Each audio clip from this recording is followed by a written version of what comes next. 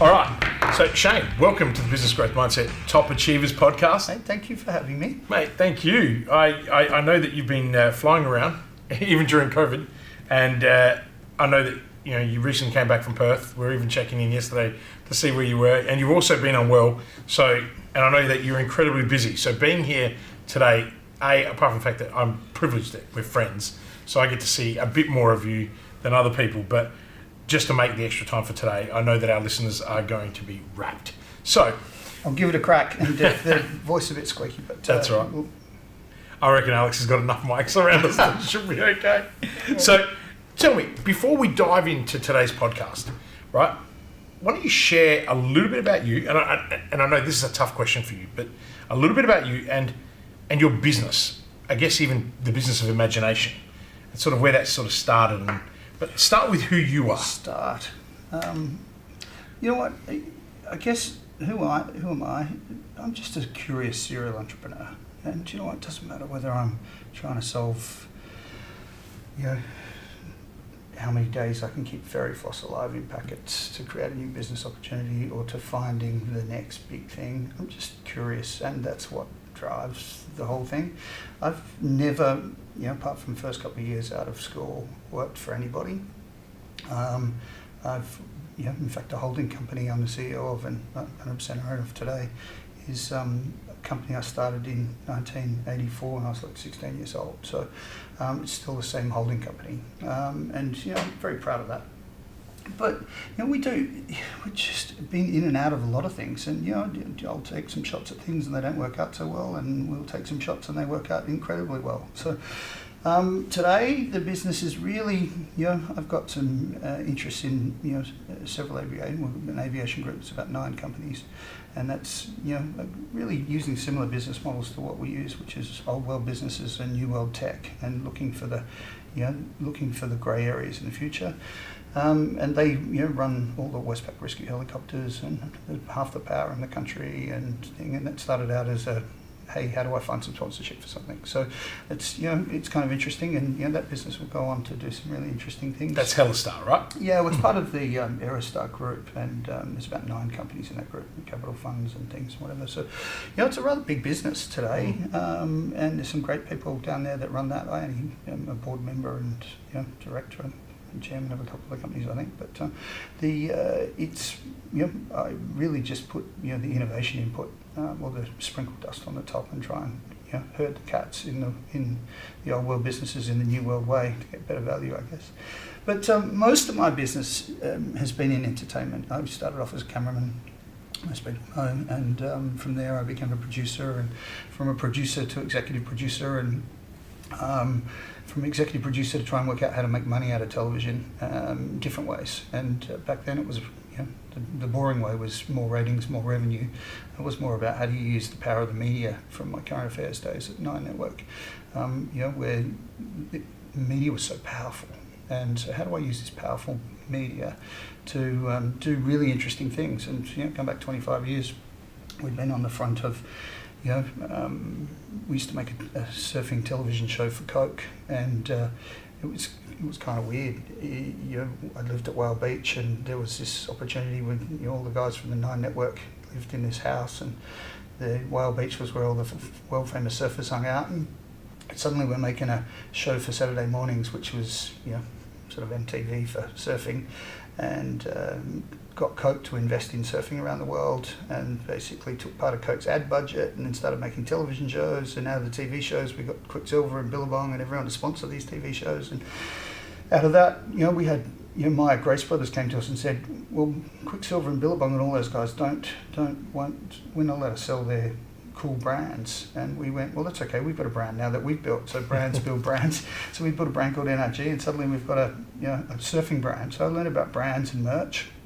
And then from there, there was a guy called Tim Shaw, who used to be Dental, the steak knife guy. You can still remember him come to my 30th birthday party and give me steak knives. But we hired him and had him do a segment on our show for try and make some more money, because we were struggling to pay our bills. And these blokes that had this show that I think it cost $17,000 a week to make, and we didn't make any money. And we put this little segment in there to give away $5,000 worth of free stuff from all these, Billabong Quicksilvers things or whatever.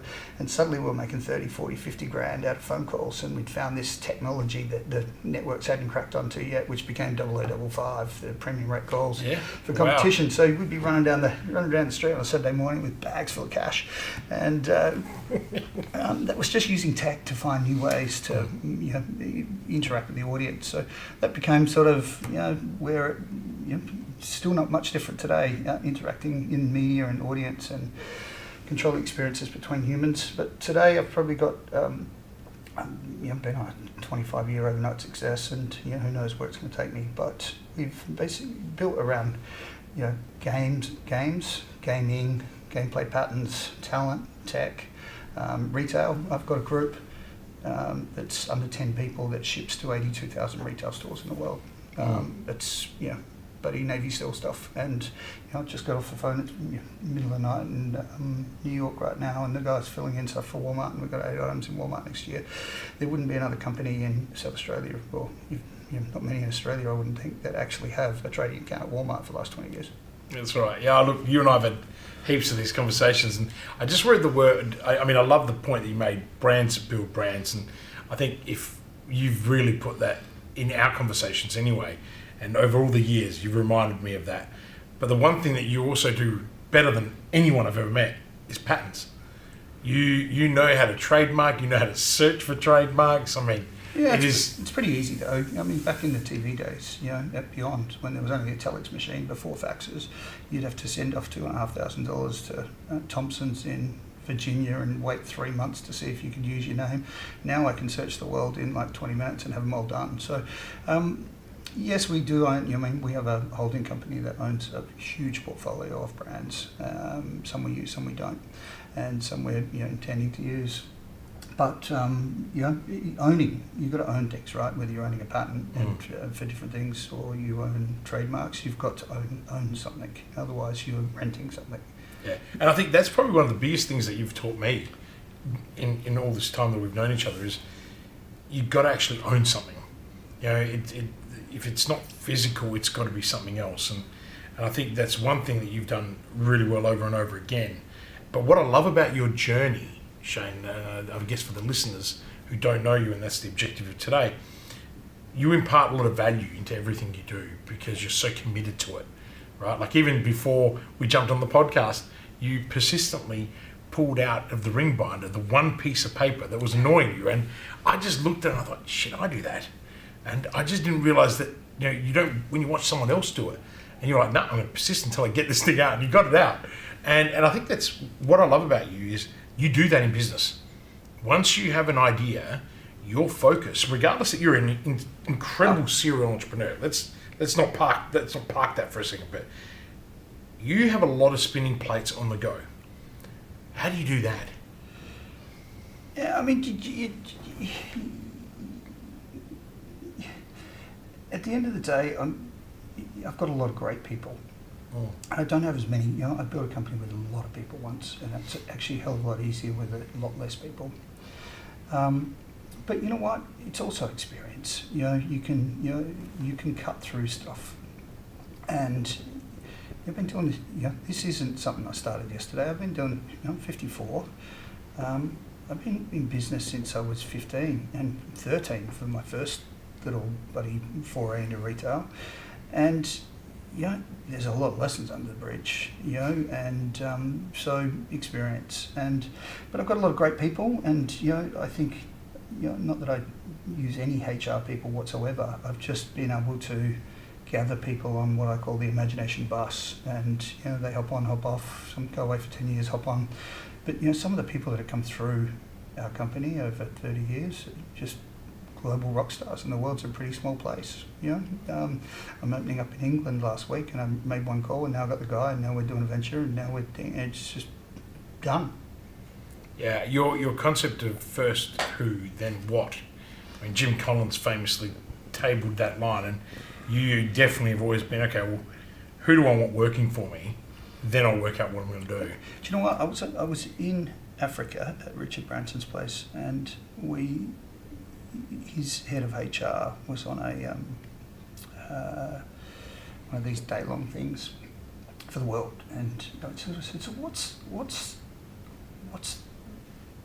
is it? What's the secret? And she went, higher attitude. And that's it. You can teach anybody anything, higher attitude. So higher attitude.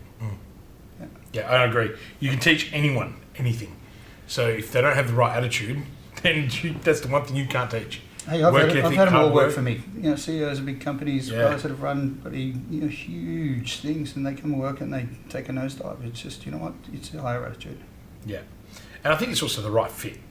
Like guys like you want things done yesterday, and because you work at that speed too. Like I see. Oh, we're pretty relentless. Yeah. Oh, I've seen you. I've seen you work non-stop. Even when we're socialising, you will work at the same time. Well, but there's a balance. For you, that is your balance. It's a passion. You know what? Everyone just goes, you workaholic, you this. You know what? It's just what I do. And you go, you know what? I don't do it for money. Otherwise you would have given up a long time ago. You just go, we've had the jets and things, you've got the aircraft, you've got the houses all over the world, you've got everything you want. It's not about that. It's about going, hey, I'm going to do something, I'm going to do that, or I'm going to do that. And most of the things I do, people go, why hasn't someone else done that? And you go, it puts a smile on my face. And you know what? There is always a way.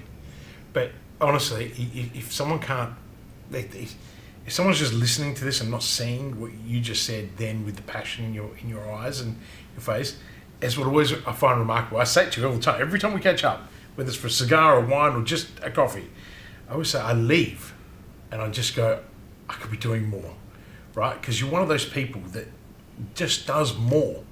You use every minute, or not even every second of your day, to just be better than the day before.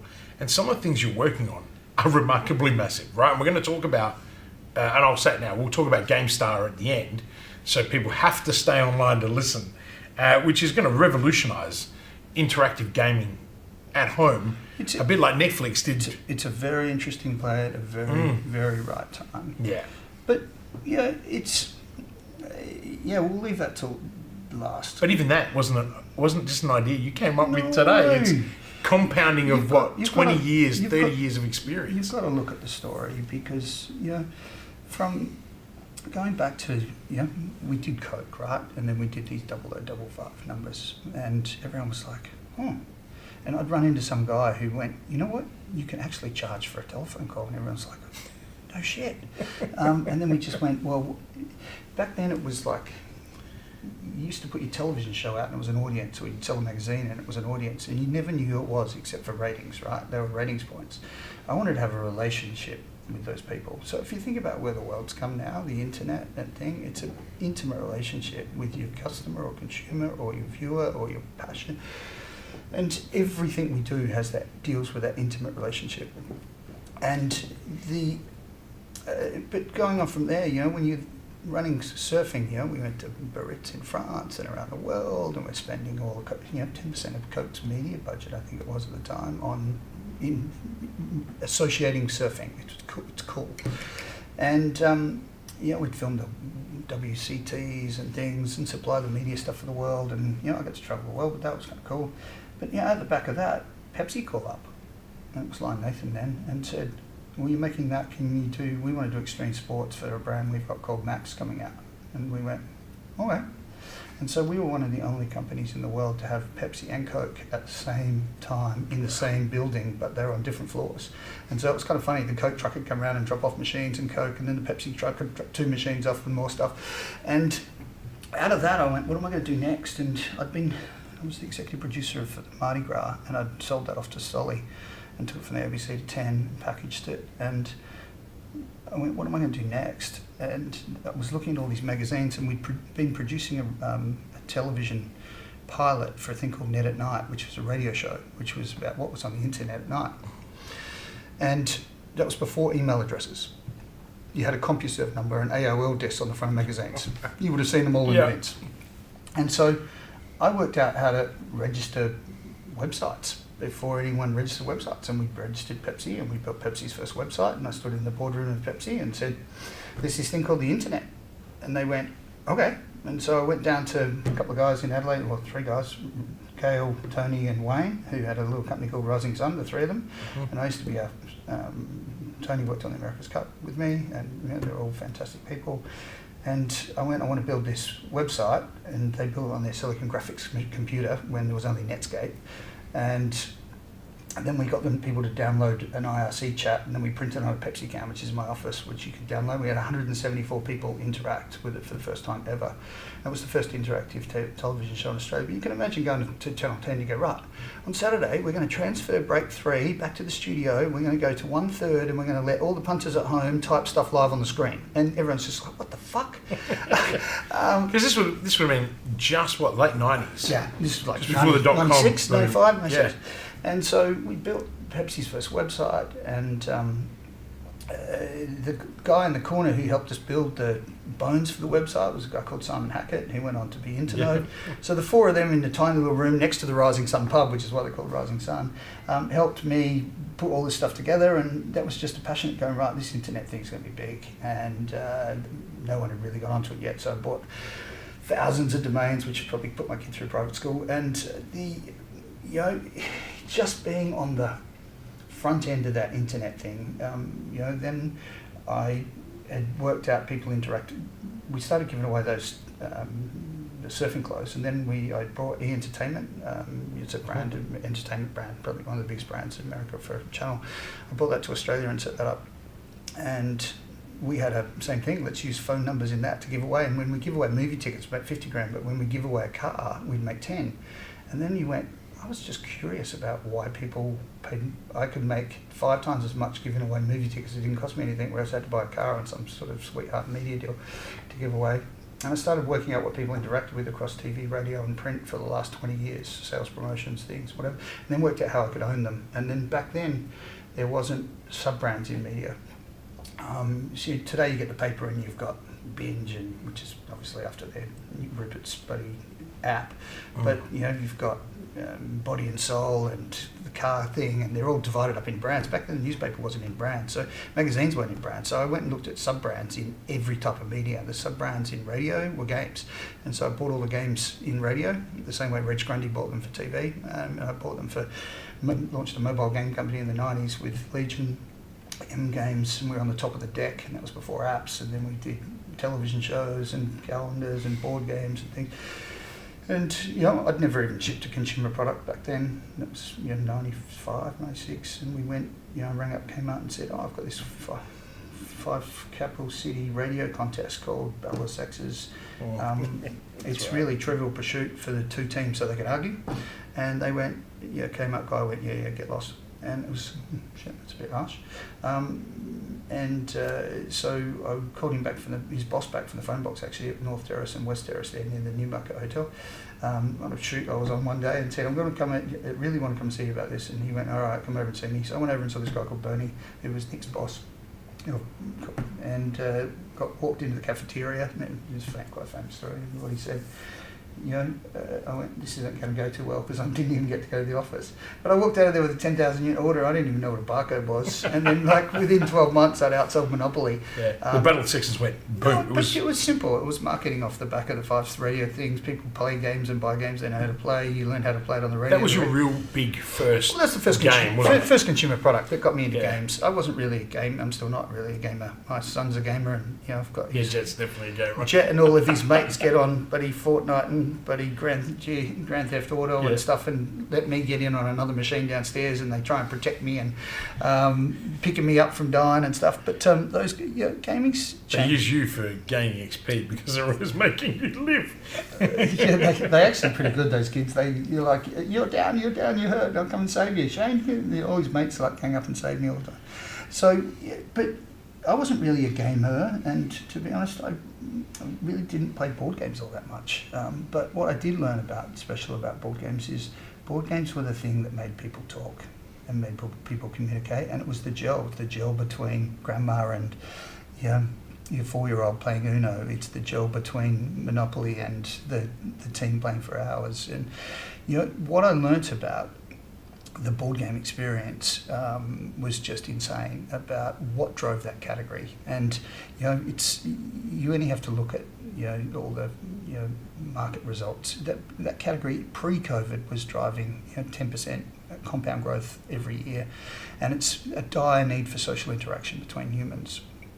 And it doesn't matter whether it's kids looking to connect with their parents, or parents looking to connect with kids, or friends looking to connect with other friends. It's to get off of this, you against the screen. And so it's been the game thing for me. You know, I took that. Imagine, I've got a #1 television game show out. I've got a mobile game out that's a thing. I've got the #1 website in Australia for 3 years, 97, 98, 99. I've got the #1 game that outsold Monopoly for a year, and I'd never even sold a consumer product. First thing I did was get a American Express card and go to get my card and get my case, and went to America and rented a room and went, I'm going to do this. And I went, well, if they play it on 5 states in Australia, I can get this on like 800 radio stations. This is the DVD interaction. No, this was just the board game at the start. And oh, right. Sorry. I went across, well, the guy who played Bella Sexes, who was probably the first guy to do it on radio, was a guy called Rick Dees. You know the Rick Dees? Yeah, Rick Dees. And so Rick Dees Top 40 was managed by a guy called Von Freeman, who's a very good friend of mine still today. And Von, I went over to the old Channel 9 hotel on Sunset Boulevard opposite Tower Records there, and basically made my way across to his office, and he didn't even turn up for the meeting. I'm like, okay, I went back to the hotel. It was the Wyndham Bellage then. I got back to Bellage, and there was a note there going, hey, can you please come back?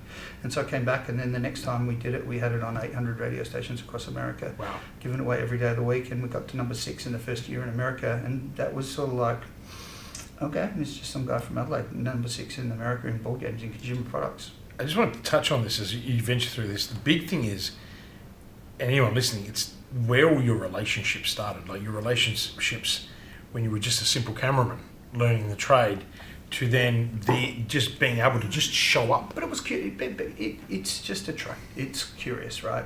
Back when I was a cameraman, everyone goes, well, how come he gets all the good jobs? How come he wins all the awards? You know, I was one of the most awarded cinematographers in the country, and I just fucking tried harder. And it didn't matter whether I was building an underwater housing that had never been built for a video camera, and I had one blow up in the North Adelaide pool and ruined 30 grand's worth of gear. But you know what? It was just whether I put a lead on that and we dragged it out and went live off an underwater camera for the Birdmen rally for Channel 10, or whether when I worked on the, you know, it was actually kind of funny because I started a wedding company and no one had ever done wedding videos before. Right. And you know, I was a commercial artist at 15, and I'd have to catch the bus there and back. So in the daytime, I'd put out ads for weddings and film and slide to TV off this home video camera thing. And I filmed my cousin's wedding a couple of times. My cousins liked it, and everyone went, "Oh, you should do that for a living." So my dad was a serial entrepreneur. You know, it's hardwired at the factory, and he tried lots of different things, whether it be amusements. I've got them on my wall, to some of the first those things. But he was an insurance salesman who door to door in the country, and then he became worked every weekend, and he worked his way up from nowhere to building the largest, basically housing company in Adelaide with a couple of partners. And he just worked hard and he tried hard, but he had the same thing. I still remember him when I was a kid, and you used to have neatest correct entry for competitions, and he didn't have anything, right? And they didn't have anything when he got married to my mum, and he'd make pop-up things, but he'd win the house, the fridge, the car, the this, the whatever, because he tried harder. And so I think that's been installed as a passion. You just, and there's always a way. So I don't know, but just something you can hardwire at the factory, and I guess it just becomes a way of life, and it's really interesting. The people I get to hang out with, top end of Hollywood, the top end of entertainment, top end of retail in the world, the top end of things. There's not too many phone numbers that aren't in there that I can't make something happen. I was getting on a plane Friday from Perth at 7 o'clock in the morning, and we're smashing through Tasmania and New York 4 hours before we go to air on CBS, trying to fix some stuff where we're doing something for Supermarket Sweep and CBS, so we can capture all the data. And so I just try. It's just try. Would you say, Shane, in your own words then, that being a top achiever, in your own words, in business, is try harder than other people? Is it that simple? Well, yeah. Like, you know what? You're never going to get it right all the time.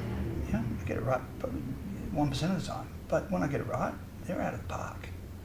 And slowly but surely, and then I set myself some pretty audacious goals. You know, I don't do things by halves.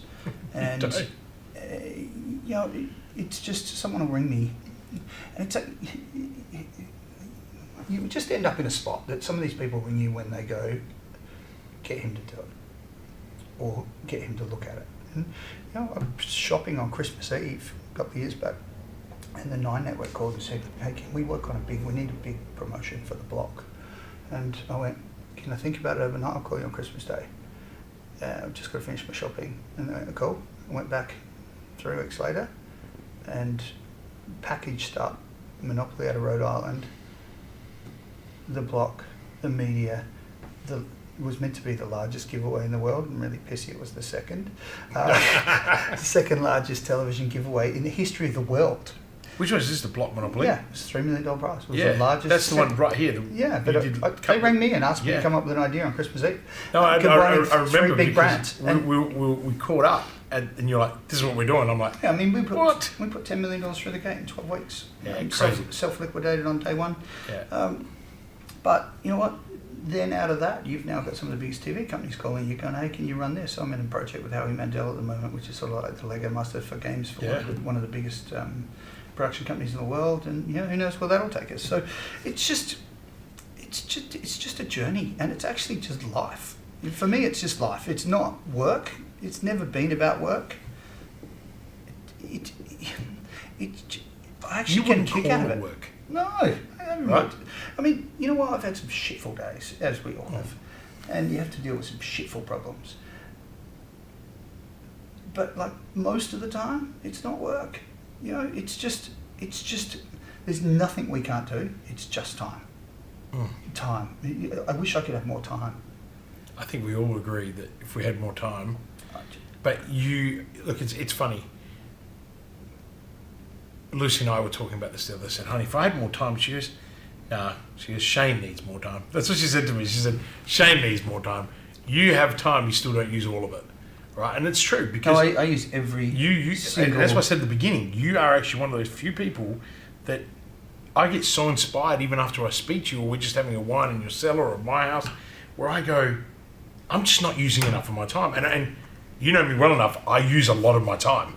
So it's not, but then you meet other people. This is what, and I really want this to come across. When you say try harder, that's what you're really referring to. Deep down, it's this, you know, you think you're doing okay, like I think I'm doing really well, and then all of a sudden I talk to you and I go, nah, now I could sit there and do nothing about it and be content. Or I get inspired and go, you know what, I got to do more. I got to build something new. I got to look for something, some other edge. Or in my case, it's what can I do for my clients? How can I help them grow, flourish? It's that, and I think that's sentimental. There's just some beauty in there. And we do the same. I mean, at the end of the day, it's just the problem we all have is the world's a really small place now. Back when I started, you know, I tell this story, and when I did Battle of the Sexes and I wanted to take it to England, thinking now I've conquered America, I needed to find a distributor or I needed something. I had to drive into Telstra in the city, wait a month to get the yellow pages, take them home, cut them out, send faxes, and send off things hoping someone would reply. Now, I just like ring 2 people and it's on the shelf at Tesco's. It's just different. And the world doesn't slow down, and the world's changing so fast as we head into this metaverse stuff. And you know, we'll talk about that later. But I mean, I look at my calendar. What's the time? The time is 2:45. I'm supposed to pick up my son at 3, which I'll be late for, and he's prepared for that. But you know, from there, I've got a 7:30 phone conference with dudes that have got 60 million viewers on YouTube. That I've been working on a brief for them. I'm working on one at 9:30. Mate, you work all the time, like craziest hours I've ever seen. No, but it's just communicating, and you know, I've got a team that put together fantastic stuff. But you know what? It's just. It's time, and people would say, you know, that's not a good work-life balance. You know, I do have a good work-life balance. I actually get in a helicopter and I take my kid fishing. Last week I went and worked from 6 o'clock in the morning till midday, and from midday until 7 or 8 o'clock at night in Darwin. We're out catching 24 mud crabs, and the next day we went fishing, the next day we went picking mangoes. But see, I would argue that you have one of the best work-life balances I've ever seen. because you live life on your terms, I Shane. mean, I've got an American Express card. You can always get a Gulfstream. Oh, yeah, on yours, yes. It's just going to pay it within 30 days. But you know, it's also about having fun, and my passion's into aviation, and you know, I was with someone. Yeah, but you live your life. I think, right? As someone who gets the privilege to see it. 100%. Yeah. There is basically not much. If I've departed, I've inched every piece of drop out of what I've been given. Oh, well, let's just hope that you hang around a little bit longer, because I think there's a shitload more you got to do. Hey, I'm only just getting started. That's right. Now, let me ask you this question. Business isn't all flowers and rainbows, as we both know. Okay? Certainly, we both had our fair share of failure. But what is your failure experience that set you up for success later in life? Or is it just a whole bunch of different things? Do you know what? I fail all the time. Like, you know, I guess failure is just. I'm not even sure what everybody talks about failure thing, whatever, success, such and such. At the end of the day, it's just experience. And you go, if you go down that hole, you know, if you go and put your buddy thing in a pencil sharpener, that hurts, right? You don't do it again. Have you tried that? No. And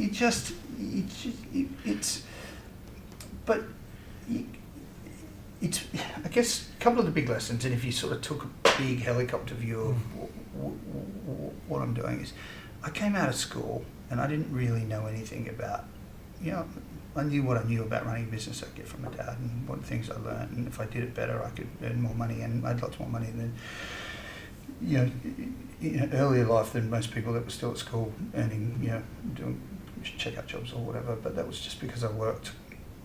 But trying harder got me great jobs, and so by the time I was 16, 17 years old, I was getting about 150 grand a year to work on some of the best stories in the world, working for the Nine Network.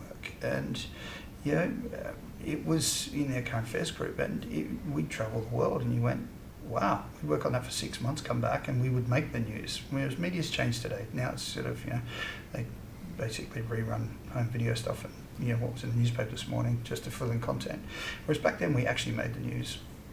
But I think I just got lost. Where were we heading? With failure experience. Failure. Anything that shaped you. I didn't, basically, rewind. At the end of the day, I didn't come from, I still remember having a production company after being in business for a couple of years, going off to learn about what a P&L was and how to use Excel. Right? And so this would have been 18, 19 years old. And you went, okay, I was great at pictures. And I think pictures were fantastic. But I didn't come out of this at school and being a thing. But by the time I got through to having the number one internet site and outselling Monopoly and doing all these things, I was in business. But then, because we were the number one internet site, some dudes said, we'll invest in your company because you're the number one internet site and we'll float this thing. And suddenly, all these really, you know, they're really good people, by the way, but they came in and, you know, number one Oxford superstar, number one MBA grad at Harvard, you know, they all come out of McKinsey. McKinsey stuck them all, the chairman was our chairman, put them all into our company. And I guess while we were building that, I was in awe watching these guys work, the way they could pull, distill, you know, put stuff up on documents to lead, except when the market crashed, they put their head in their hands and went, they just crashed their company. And so they gave back to me, and I went, shit. This is the dot-com crash in 2001.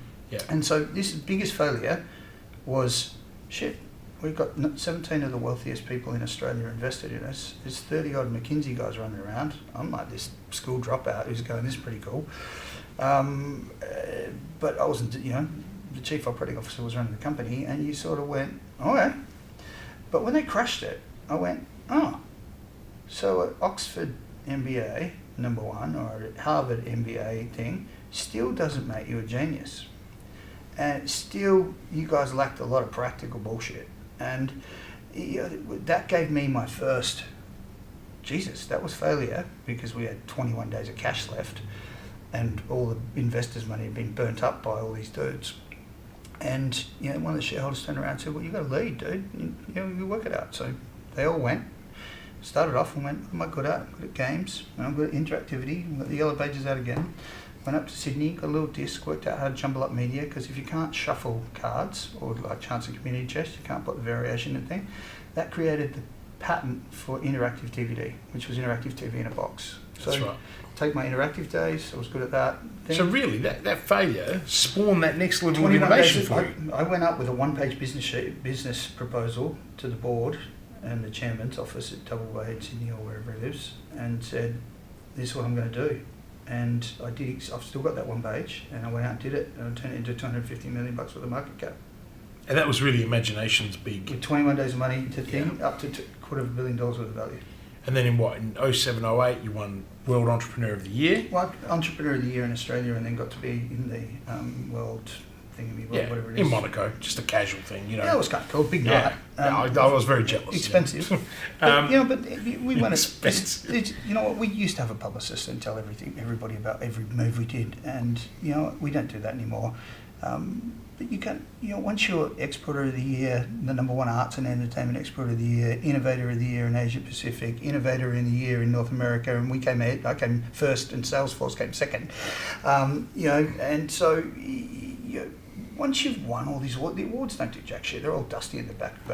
I've got a couple of them in my office, but the other 100, they're all in boxes in a back, and they just get moved around, and eventually they're going to get thrown out. It's not about the awards. It's really just about, that's more about getting valuations in industry and whatever. But that one fall over when the .com market crashed, and who knew? We had it's kind of funny, the people that are involved in that website at that time had built my first CD-ROM game. That guy went on to be the youngest ASX $100 million guy. He's now got 2 ASX companies. One of them's in fintech and now transferred things and coins. I talk to all these people all the time. So I just call it the imagination bus. I just keep on, all these people are on tap. I can get into fintech, NFT, all the people that I've been working with for 30 years are all doing all this stuff, and the leaders in all these fields. And so having 21 days of money left, doing a one-page business plan and saying, this is what I'm going to do, I'm going to combine gaming and my interactive TV thing, took 2.5 years. But, from when that crashed, 3 years, but I created $250 million, $180 million US worth of value. Basically that's what we're going to get bought for. And from having nothing left, firing most of the people and so that was great. And then the next, we call that the first big mountain, and the second big mountain we climbed was, I was just about to sell, and I'd have to be the most unluckiest guy on the planet. But I'd finished off 6 months of due diligence going out to meet John Malone. This is that 2008 period. Yeah, John Malone, who owns Liberty Media, and went, how can I combine these assets, and let's float this, and I built. It's actually kind of funny if you look at everything we've done is looking forward into tech. So I actually did a slide in a deck for him in 2006, which basically said maybe an app is the holy grail for entrepreneurs and interactive TV. This is a long time ago. That's right. There was no I've word about it. I've got a slide in this document. Yeah. It's the holy grail. And we built an app system to interact in a bar with 30 people and a network. And we were going to take that across his cable networks for the world. And Liberty back then, John Malone owned half of News Corp, so he was there here. And so I went out and did all the fireside chats. I was part of the CEO team, and the deal was meant to close. I was walking into, I was getting $180 million US. I was walking into Jones's on Santa Monica Boulevard. The party was set up, and I'm ringing Michael Zeisser, who went on to be head of capital for Alibaba, who worked at Liberty, and said, "Is the deal done?" And he went, "No, the meeting didn't go to the board meeting didn't happen today because the market sank, and they're all watching the market. They were at the Allen and Company board meeting." And that was the GFC. Nobody knew what the GFC said. It's okay, I'll ring you back tomorrow and let you know. That deal never got done. And you just went, fuck. I'd left school, and in 20-something years built a $250 million company, and I was about to check out and then merge up something for one of the biggest media moguls in the world, and it all just fell apart. And that took a long time to get over, because basically then the GFC came, and then all my customers stopped ordering. My bottom customers went broke. The banks came after us because we're an Australian bank and they didn't want to bank US, and US wouldn't bank an Australian company. We were stuck in the middle of nowhere. You had the Polly's on tap, and Simon Prenti come down and go, "There's not much we can do to help you." And you sort of go, fuck, I've just built this company, it's falling apart, and with 40% swings in currency. So, you know what, I've been at the, what do they say, the smooth ship, but he teaches you to be a good sailor or something. The smooth ship doesn't teach you to be a good sailor. So that was the second thing, and then basically I was going to get out of that and get into innovation in aviation, and we're still doing lots of innovation stuff, just I'm not doing it. But now, I got asked to do something with Fremantle. I put an app in a box. I had 50% of the people download it. We can now track data on every single person that buys a cardboard box from us. And when they use it, who they are and how they do it. We do that all over the world. We've now turned that into, I hired a distributor because I didn't want to have all the people again. Then I got sick of the distribution because I couldn't get stuff done. And now I've got basically 25 customers, 2 people in the US, and I ship to 82,000 retail stores. And we're at 50-point gross margin business. And we have the biggest brand portfolio on the planet. So you sit there and go, this is not so bad. But to get there, I think what's really been really cool about how you just explained all that is it's not all just one big peak. There's peaks and troughs throughout, and there are significant milestones where catastrophic failure was literally there on the horizon. Both of those were catastrophic failure. Yeah, and you were able to manoeuvre out of that. But you also, and then I know this, you had some really clever people that you went out and you grabbed and said, I need you to help me. So it wasn't just I was just about to tell you, basically, you imagine going from, in June, July, Monaco, all the pages of the financial press, Financial Review, The Australian, full pages, congratulations being, bloody inducted in the World Entrepreneur of the Year thing. We love you, Westpac. I was wondering if you got a name. To August and September, to some moron who takes over here who's just a buddy, preppy school buddy dude, probably no real business experience, sends us a letter and says, we're moving your covenants for the next thing. And I said, well, we never meet those because we collect all our money in February. And they went, well, we don't care, we're going to move to October. They moved into October, and then they called breach, and then they basically put our interest rate up to 19% and called $30 million back on 7 days. You rang them and they said, can't even come in and talk about it, get lost. And you went, how did I go from being like the poster child 1 month to thing? And you know what, it's just basically corporate had said, get out of anyone that doesn't have bricks and mortar behind US retail. And you just went, fuck, that was my 20 years of my life work, that would rip it up here. And so I basically called some dude, and Stephen Young actually, and said, can you come over? Youngie. But can you come over? And I paid him a bunch of money and spent the whole weekend in my my boardroom and said, teach me how not to go broke. As my office is in Italy, France, thing, London, Canada, thing, and the whole thing's just folding. And you know what? I stand hand on heart. 4 years later, we paid everybody everything, and we traded out of that. You got Herald involved as well too. Yes, but you do, and I think this is what's really important about you. You give a lot of credit to the people. Not obviously, we don't have a lot of time to go through it because it would take a long time. But one thing that I've always admired about you, when you've had these, and this is what I've learned from you, when you've had these failures, right? You've actually, and to also get out, you've gone and sourced really clever people, and they've helped you work through it, and you've acknowledged them for that. And I think so many people don't do that. They think that failure is an isolated thing, but also success is isolated. One thing that's really come out of today, Shane, is you have great people in your business. You've got great people overseas, you've got great people here. You just have to look at any company that we have. And if you look at my advisor list, or even my second run mentor list for these companies, they're like the who's who of bloody thing. And so, if I want to solve a problem in X, we'll go and hire Y and go teach me how to do that. And there is not one person, I'm yet to find anyone who won't take your call and give you some advice if you ask for it. I'm just not. Absolutely. And I agree with that. And I also, don't take no for an answer and this and whatever, but I've got some really, there is nothing in life more than experience and your contact list. And I look at, the first thing I did if I'm putting a new business together is going, who's my rockstar board, my agents and things and lawyers and ex at Hasbro for 25 years of brands and things. That collective group there it's just insane. And so it's basically, back to the imagination bus, who's on the front of the bus, who's the A-team, and who's going to help me get, and some people get off the bus, that bus stop, and we pick up another one at the next bus stop. I just love it, because it's first who, then what. It makes, lots of people that listen to my podcast and know what I love Jim Collins' work, and that's a really good example of the synergies that top achievers have. It's, in your case, it's first who, then what, and that doesn't necessarily mean who am I going to hire before I go and do something? It's who have I got around me? And you mentioned earlier, you know, relationships, right? That's something that I know is really important to you. You, even when you are incredibly busy, you reach out to people and just to see how people are, right? Because that matters to you. I know you've got to go pick up Jet. No, it's okay. Do you have a business hero?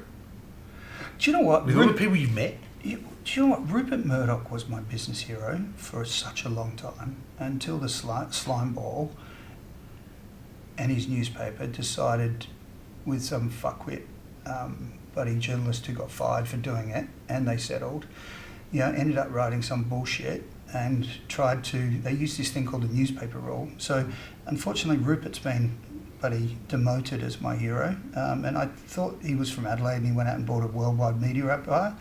But the scumbag shit they get involved in, so he's not my hero anymore.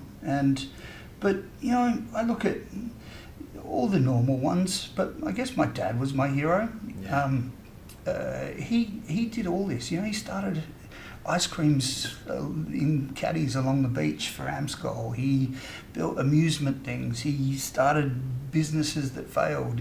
So if you look at my office, it's scattered with his achievements, and so he's my hero. But for a long time Rupert was, but I just that's just a gutter business these days, and they're basically selling print ads to Harvey Norman. It's changed a lot, yes. I can see that, but I knew that you would say your dad at some point because you miss him very much. All the smart ones. Yeah. Jobs, his speech of think differently. You think about what GameStar, it's played differently. It's exactly the same. So Jobs is, I love it that he's got the balls, and he's not the guy who invented this stuff. He actually just went and put that and that together and found the value in the grey area, and that's my core skill. If anyone, you ask any business leader and say, what's Yeendi's core skill, he can put that and that together and find a value in the grey area that no one can see, and that's ADD, dyslexia, buddy, OCD. You put it all in that blender, but it's the value in the grey area. And so Jobs, but Branson for marketing, Branson stunts and things for marketing. It's made Virgin, right? Yeah. And so, what do you think we do all the time? Stunts after stunts after stunts, and breaking records. So, but not just now, but for 30 years. I'm just looking at all the questions I was going to ask you. I reckon we've answered many of them. There's a couple that I really would love to know.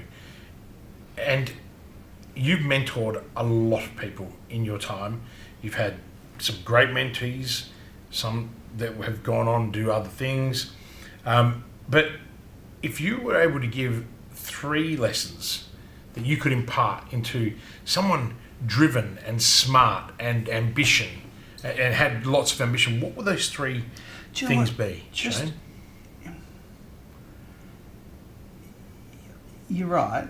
I've had a lot of, the people that have come through the Imagination Group, it doesn't matter whether it's Mel Vorton, who was a glassy at the Seven Stars pub and wanted to be in TV 25 years ago, and we got her into TV as an associate and then a producer and then a thing. And then she sent her off to London, and she's now one of the biggest producers in the world and chief operating thing. But she rings me from, doesn't matter if it's the Rolling Stones jet or the start of the Olympics, going, hey, you know what, I'm still pinching myself here at Super Bowl, about to go live to the world, and you gave me that job out of being classy. And again, hiring for Ding, and you look at Sasha and Shay, both of them. Unity came out of Thing. Dale, who's running Kojo, was the double boy at Network 8. It's just an endless group of people. But we've had a lot of. I've often helped young entrepreneurs, but they get ahead of themselves and think they're too big too quick, and usually had a few of those. Usually flame out. I've done that too. But you know what? I've also helped lots of people. There's a couple of girls here on the weekend that are in the press, and 3 years ago they went, "How do you do this?" I went, "Right, it's easy. Blueprint. We do this. We do this. We do this." We're in our 3rd year. They've now got global deals. The thing's on fire, and they've. There are a couple of mums who are now making X million a year, and you just go, then it'll go up to 10, and then they'll get bought. And we've been part of that. But I've got my own little incubator, I guess, but basically my own little program where I spend 3 or 4 different companies and try and help them get to places. Moonshots. Yeah, it was Moonshots is sort of where I haven't really got back to it because I haven't had a lot of time, but it's more about how do I help people do what they want to do, because they can't get the 30 years of experience and things and without all the mistakes that I've made. And if I can help someone speed up by 30 years and I can get them licenses they can't, which gets you into the thing. I've been helping Sal, and she's got a great, beautiful specialty business and it does really, really well here. But you know what? We've just done we've just done a big deal with Hershey's that'll come out next June, and now it's a KO thing, and we'll be competing on a global level. It'll go on Sephora. Hershey's are doing all the media. That'll bust us into the US, and you take a brand and then put it on steroids. 10, 20, 30. It doesn't take much with 8,000 stores doing one item per week at $10, and then especially in US dollars, another 30%. It's insane, and it's so.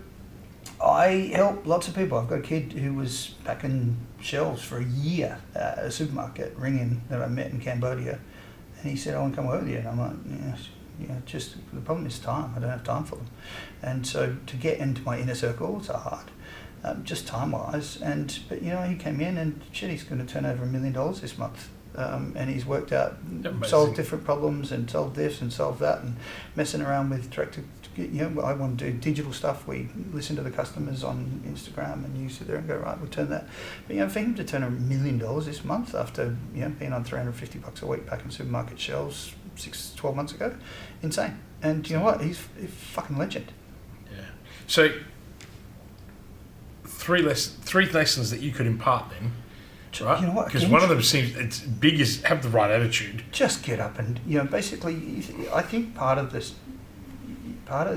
success is the law of attraction, right? And these are all just talked about a million things. But I was a cameraman, right? I know how to take beautiful pictures, award-winning pictures. Really good pictures. But award-winning pictures, and I've always pictured in my head the exact outcome of play or interactive play, or the exact outcome of what it's going to look like on the shelf. So that law of attraction I know from a picture. And so law of attraction, but then just try, because you know what, basically one thing I've learned, everybody's going to tell you it's not possible. Everybody. And you just go, it's just bullshit. And even if I haven't solved it yet, I will. And when you're inventing the future, it's hard. And my other big lesson, I think, is one of my favourite sayings is, people who try and catch other people's waves get sore arms paddling. So too many people are out chasing everybody else's waves. Trying to ride on their wave. Well, just copy someone else. And once it's been done, the value's gone. So the trick is to find something and, picture it, go and get it and put it together. But some of these things take years. Also reinvention of the masters, right? Like one thing you've done very well is you can bring back a brand and just reinvent it constantly. The old boss at 60 Minutes used to say, it's Johnny Westcott, he'd say, it's old enough to be new again. That's... You've done that, you've done some stuff for Uno. Yeah, but everybody does. I mean, you look at Mattel, they just launched some kid's toy that talks through an iPhone. It's old enough to be new again. So people love brands and they have history with brands, especially with gameplay. People buy and play games they know how to play, and you had to be taught it from somewhere. And so a lot of those are old brands, and the shelf spaces get smaller and harder, and as we see all this stuff shrinking and thing and whatever. But it's really about, I just love tomorrow. It's probably no reason. Elon Musk is a great dude, right? You sit there and it goes, we're just going to go to space. We'll find the money. We'll work it out. You go, I'm just going to go and build this, and we'll work it out. And you go, you know what? I have no idea I'm going to solve next year's problems, but Jesus Christ, I'll have another $200 million to work it out. I'll tell you what's interesting. I could see some people, maybe not our listeners, but other people that might be new to the podcast go, yeah, but that's okay. He's got money. He can do that. Oh, dude. And that's the biggest crock of shit ever. Because the reality of it is, despite the amount of money you might be making in one entity, You've got Dude, another cash flow is running. always a problem. Yeah. It doesn't matter whether you've got big businesses or small business. Cash would be one of our biggest problems, always. And when you're growing fast, cash is just always on the bend. We've been lucky we haven't needed banks since we sold, a portfolio of our stuff in 2010 as part of that downsizing. So it wasn't incredibly disastrous in the end, but still, considered reasonably well. And but cash is, if you turn over $100 million, you still need $30 or $40 million of facility. It doesn't matter whether you've got $30 million, trying to get a facility for that is hard. It's hard. Especially when things are, it's easy when it's even. It's just when you're pitching up and going too fast, again, it's focus. I think if you want to add a fourth lesson, my problem, my absolute downfall is I'd probably stray out of unfocused. I like the new shiny stuff.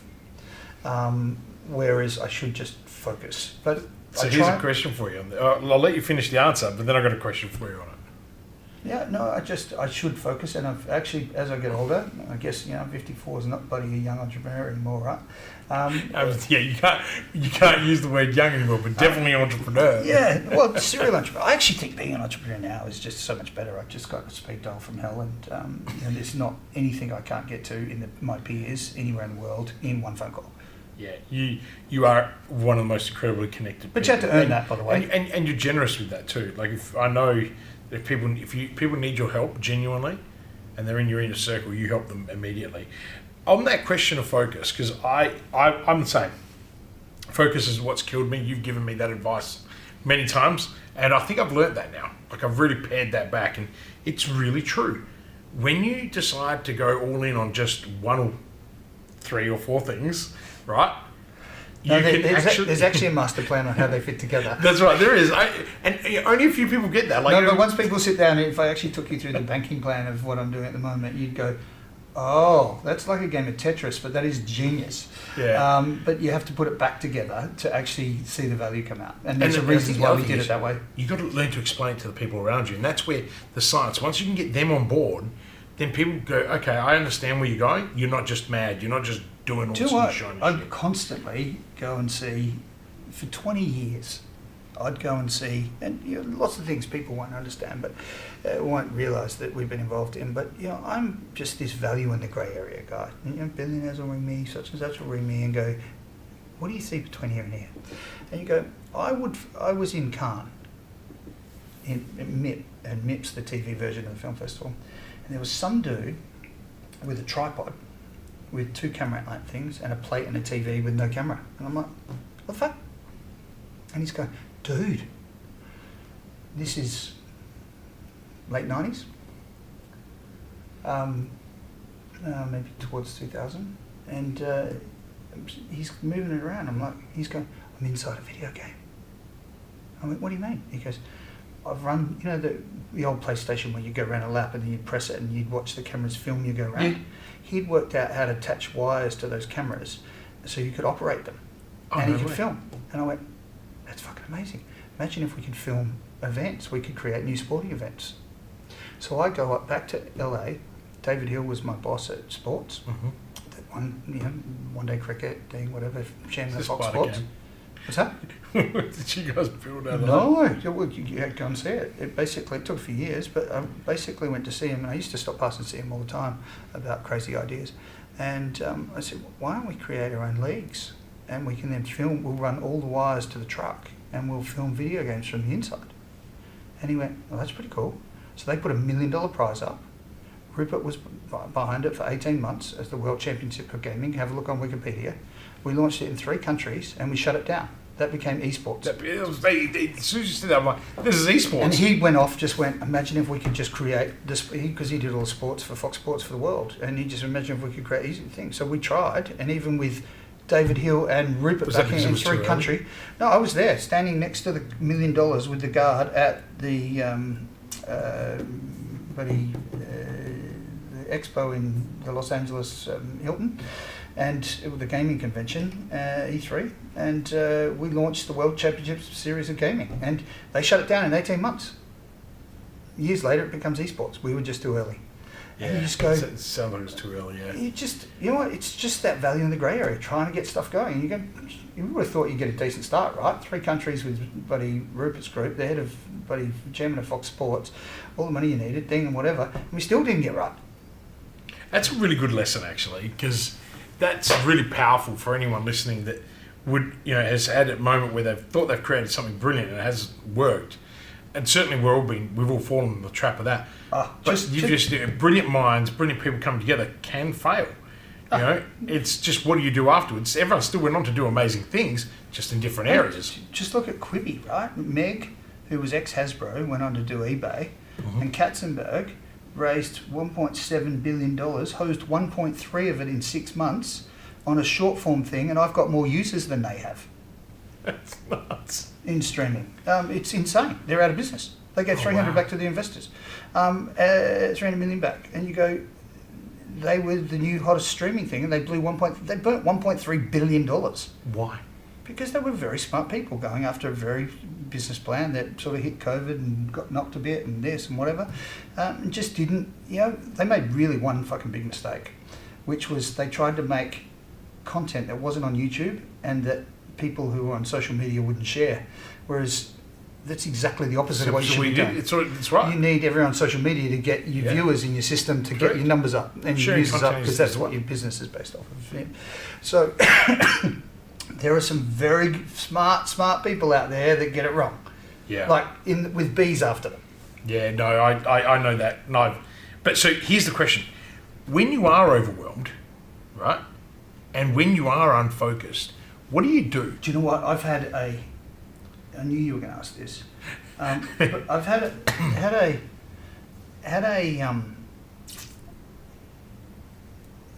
a skill, and I don't know whether it's when everyone goes into panic and fight or flight. I just sit down and it's just like, right, I'm running the tower. It's New York. I've got 40 planes. I've got 6 going out to Indianapolis. It's snowing to the shit. I've got 1 runway open. I can basically sit there and control it in military organisation. And a lot of the time I don't, until I get into that zone. It's just a bit, but once I get into that zone, it's just like laser. So you just live for that anxious moment? Do you know what? It comes from live television, right? I remember putting live television to air, and we were still editing break 3 while break 1's on air, and it's been driven across to the thing, and we're running 2 extra commercials and driving across the Harbour Bridge. I love crisis management, and I think once it goes into crisis management, I just press reset. My screen goes clear, and it's just like, I got this. Yeah, I've seen you go through some crises in 20 years, and I think that's a very good way of putting it. You have an incredible ability to be adaptive. You adapt very, very quickly to the environment that you're in. Get some sleep, clean your desk, write the list. Have you taken that advice to get the sleep bit? Because there are times I've spoken to you where it's like, oh, I've been up all night, and I've got to do all these calls to the Europe now. And it's like, no, look, I know that. Look, it's we've gotten on. Any books? I know you. Look, well, we know you're not a massive reader. Well, being dyslexic, and I've never been formally dyslexic, but I think that's why I didn't do well at school, and I was really good at trades and things, tech, and then being sort of ADD. It's more, and I've never been diagnosed with that either, but it's been fun watching my 12-year-old from he's from 6 to 12 get diagnosed with dyslexia and have to sit through the test with him and go, yeah, shit, dude, I think you got that from me. And then he's got exactly the same traits, which is so being dyslexic, ADD. I'm not a great book reader because can I read something and get it for information, or read a cookbook quickly and just be able to make it up? Yeah. Do I read books religiously to try and find out more about stuff? No. I even got an Audible service years ago and I haven't even used it yet because I just don't have time. 65 credits. In fact, I still can't even remember the password to get in there to get the credits to give them away. And now you don't even remember the email that's attached to you. There's a couple of books. One that I've carted around my whole life, which was, my dad gave me one when he was about 1986, which was called The Psychology of Winning by Dennis Waitley. And, that was just yeah, that wrapped it up for me. And I haven't read for years now, but that was the one I carted around as motivation. Is it because your dad gave it to you? Did you read it? Yeah. Oh, so okay. So is it? And maybe, I bought it for lots of other people. Right. So is it maybe because it's the only book you've read that it's No, really had that I've much read impact? lots of books. I read 50 Shades of Grey when I was working with E.L. James. Well, you've got the copyright to that too. Well, haven't you? I was Trade working with what E.L. James on some stuff, and I went, I better read this before I meet her tomorrow morning because it's rude. Did you read it? Yeah. The whole thing? Well, yeah, most of it. They're big books, right? Like, but I can read, but it's just like I do.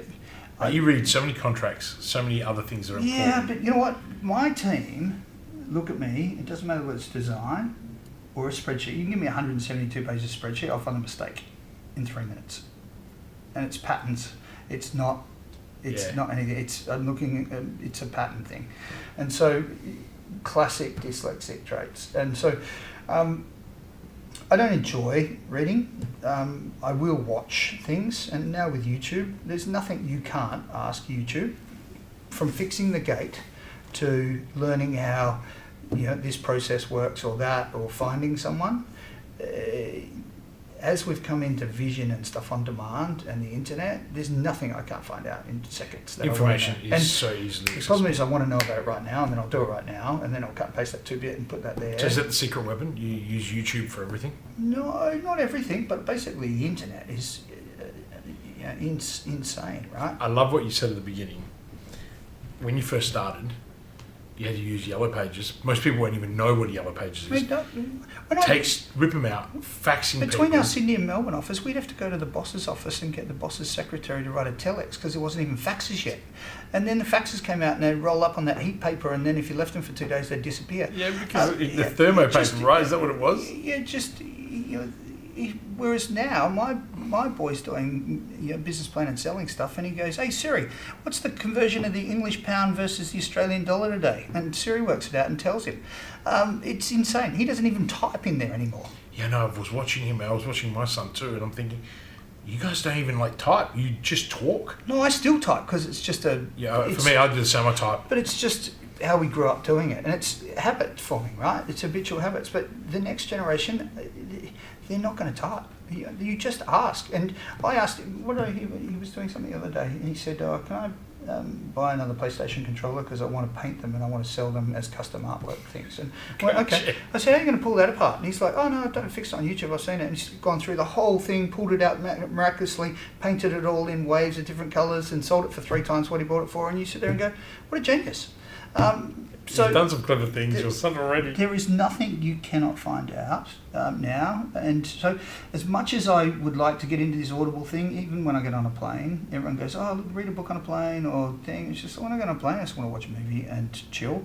I don't work on planes very rarely. I did on the way back from Perth the other day. But apart from that, I would get on and go to LA and not touch my work and just watch a couple of movies, go to sleep. If we had more time, I'd talk more about that because I've got the same thing. There is one more question, and then you've got to go and pick up Jet. So, what habit, belief, or behaviour do you think is the one that has improved your life the most and can improve someone else's life? Lists. Really? One of my business mentors, someone I highly regard as one of the smartest people I know, his list management system and the way he manages people and things from lists is insane. And that's how I can keep track, because basically I'll be on something now and I won't remember it tomorrow. And unless I manage these lists, do you keep it in a physical format or on a phone? I used to do, which used to be Wunderlist. Yep. And I share that with, it doesn't matter what, there's aviation lists or this list, or want to go visit lists or travel lists or preferred hotel lists to ideas lists to trademark lists to hundreds of them, and they're all shared with different people to get cleared. Wow, okay. That is epic, because it's funny, I also work to lists, but everyone's always said to me, that's not the right approach. And I'm thinking, well, that's the only way I can keep track of everything I'm doing. And I'd share it, but I don't use. I go one step further now that we put stuff in lists and we get a green light by different people. And again, this mentor of mine had taught me this. You basically get the departments to sign off on the things, and if they're all green, I don't look at them. If they're one red, I'll look at them. And tech, and then you can basically go. And that's how you delegate it out. Yeah, you can sit there and go, item 11.7, here's the thing in verbal, and just leave it in the cloud, and anyone can grab it. Brilliant. I love it. We talked briefly about GameStar at the beginning. Well, GameStar is about to change the world. Well, do you want to tell us in 1 minute well, why? You know what? If you look back at what I was trying to do, first mountain, .com crash. Second mountain, GFC, $250 million. I would have been very happy. I'd already had the jet for 15 years and ding by then, and could have just basically retired, but I'll never retire. And I got back into this gaming. I had had to rebuild, get the company down, cashed out a whole chunk of change, and then my business partner decided he wasn't coming on the third climb, and so he's gone, and I bought their share back, and went, you know what? That app I put in these games 4 or 5 years ago, I sat down with the buyer at Kmart, and we'd sold 700,000 units in 214 stores, made a few $1 million. But I'd put this app in, and it had been downloaded 355,000 times, and it had been pushed 60 million times in 3 months. And out of that 60 million times, I could tell you who, when, and where, and run a 365. Eventually run a 365-day calendar, and work out what the biggest game playing days are, who played it, when, ding, and they still do it, and how repetitive these people are. So for 5 years, I went, that app that was the holy grail in 2006, 6, that could have been the holy grail for an entrepreneur. I basically went, and then I made games on DVD. So putting a DVD in a box with games took 30% of the industry worldwide. And I became Hasbro's partner in 28 countries and things. And some of those titles did come $100 million per title. I spent 5 years buying the content to build the Netflix of games, or the metaverse for families. And then, so if you look at streaming today, Reed Hastings, Netflix, when I was doing 1.7 million units of Deal or No Deal, which was opening an interactive box of Deal or No Deal, he would deliver those paper wallets for us. And I used to go to Sandy Climb and sit down on a phone conference with him, and they would deliver these games. When they went to streaming, it was all buffering, right? And so to do what I wanted to do, I needed to send 50 packets to jumble up things in boxes. And so, interactive. And so back when I started DVD games and put that into Google, nothing came up. So I owned a patent for that. I took that to market. It took me a couple of years. First order was $14 million. I had to borrow $7 million to make them. Went out and sold hundreds of millions of dollars worth, $500 million.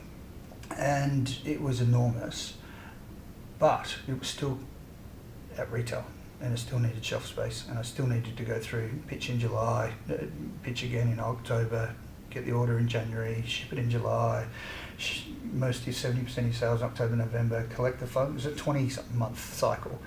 And as we've gone more and more digital, so you think about, Netflix went DVDs to streaming, Spotify went music industry to streaming, Audible, books to streaming. No one's Spotified my board game business. And so I've bought 50% of all the content in the world, and now running thing. I've got A-list celebrities, huge roster of talent. So it's all split around gameplay patterns, game brands, tech and talent, but it's Tomorrowland. And we've got a path to get you there. Think about putting crumbs out on the ground, and you get them to 0.5 and then 1 and then 1.25. Because if you put people in at high tech, you'll lose the rest of America. If you put people in low tech, you'll lose the thing. So you've got to give them a path. But our 3-4 year tech horizon, we've just taken a CTO from Disney Plus. We've taken people from all the biggest companies. We've funded this ourselves. We've just gone out for $10 million US of money against a $40 million valuation, which we set course next week for a $250 million valuation, $50 million US. We've got games in market momentarily, but that app's got 700,000 people on it around the world now, which was basically anyone that bought a $1 pack. That's your first customers. Yeah, 700,000, which is more than Quibi at 1.3 billion.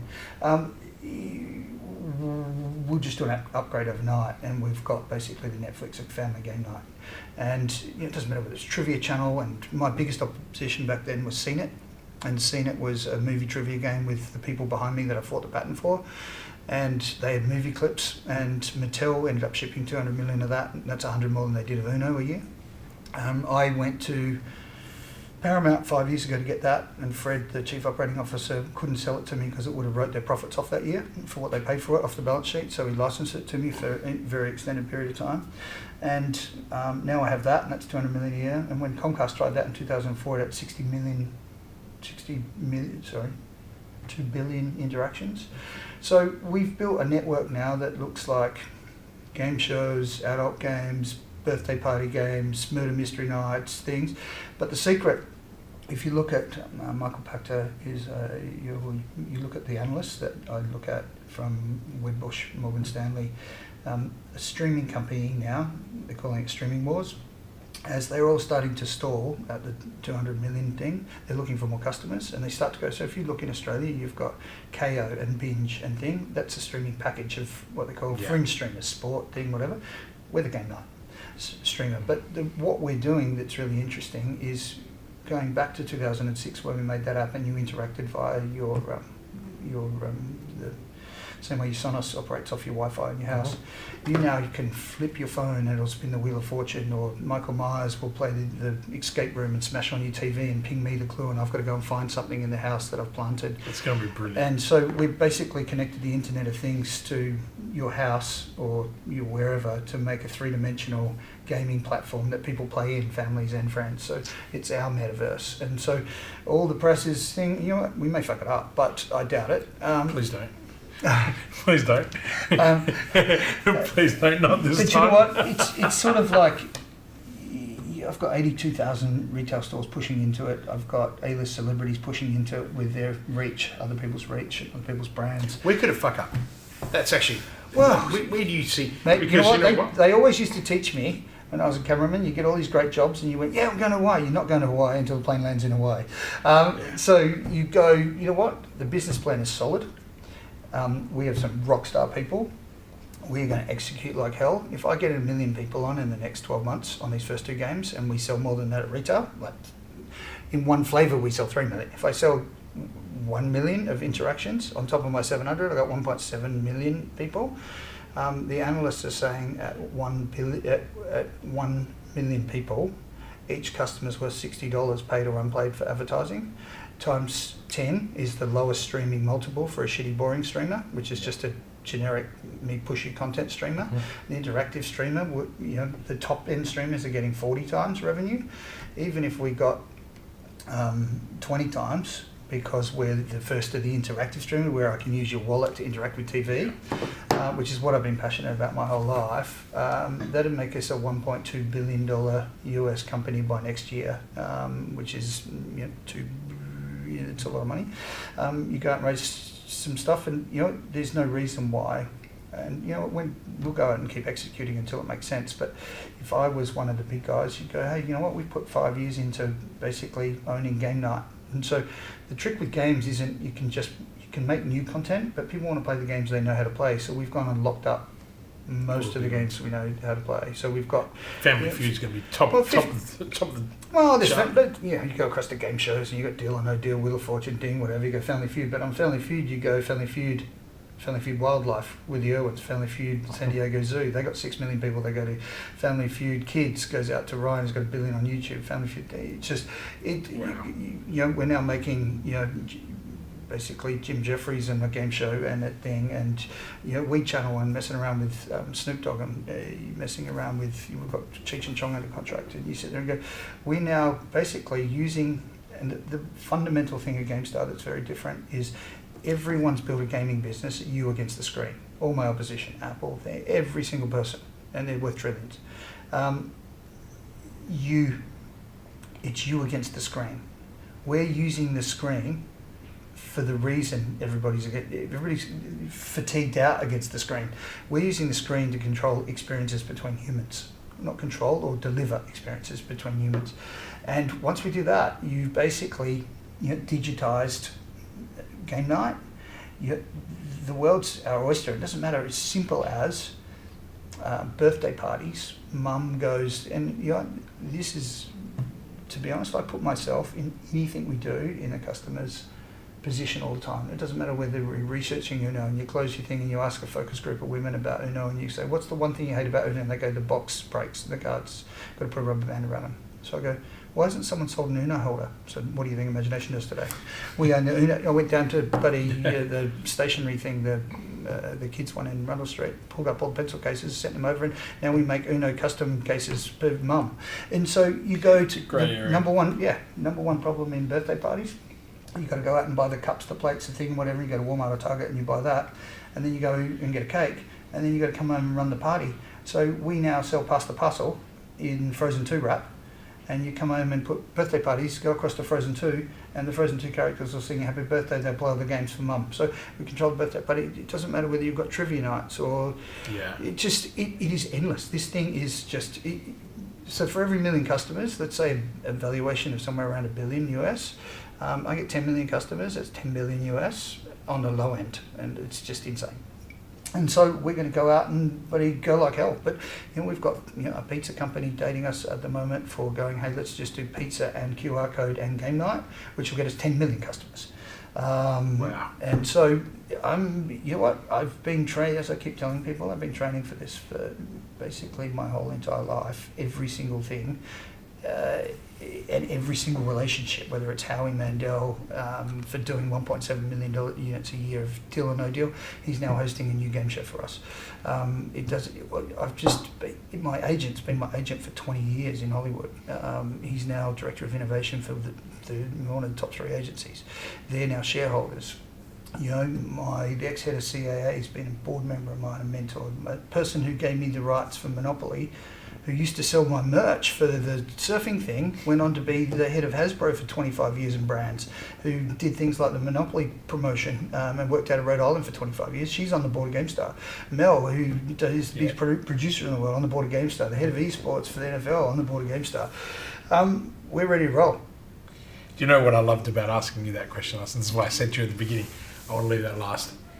Everything you spoke about, every characteristic that you demonstrated in the podcast today, in that last 3 minutes, right, you just demonstrated passion and purpose. And I think that's, again, even though we're friends, even now, I sit here and I go, and you've told me this story before you even got to this point. And remember what I said to you that time in the cellar? I've been out there for years trying to go, hey, let's get some investment. You do one thing, and then suddenly you've got, we've got one of the top tech hedge funds in the world ringing us going, here's a check, we're watching you boys. And you're like, seriously? And you start watching your LinkedIn and they're like, oh, such and such from X is looking at you and X, and you're like, shit, something's just happened. But you know what? The best thing is I sat back and I watched Hasbro do a deal with EA, and I just went, oh, I'm livid. That's what I wanted to do. But you know what? The guys who make games that you play against your phone don't know how to control experiences between humans, which is what I've been doing my whole life. But you've done it in real life. Like as in, even just in your own environment, your own friendship circles. Look, one of the things that blows me away when I first heard of GameStar, and I think actually we were smoking cigars outside the pub. That's how long ago it was. That was like 3 and a bit years ago. Oh, it's been going for five or 6 years. With a 10-year. I remember that time you took that call and you're like, here, take this on the call, hold my phone. I'm like, what are you doing? But if we're going to write a book about GameStar, when it wins, it will win in some way, shape, or form. I just want it to go. It'll find its home. But to go back to that slide, I had to fly out to John Malone's buddy runway and get picked up by his buddy thing and go and see him because he was going to buy this thing, and he owns F1 and Liberty Media and da. But you go, that one slide I would put up, it's basically an app might be the holy grail for an entrepreneur for interactive TV. That's exactly what it's going to be. Yeah. Just took me 14 more years. Persistence favours, so luck favours the persistent. What, tell me the other day, the guy who wrote the script for Pirates of the Caribbean, took him 16 years to get Disney to make it. Never give up, dude. Never give up. Shane, thank you so much for joining us today on the podcast. I really appreciate it, and I know how busy you are. I know you got to go and pick up your son, and I know you got to go and make some phone calls. Thanks, man. Done deal. Appreciate it. Cheers, brother.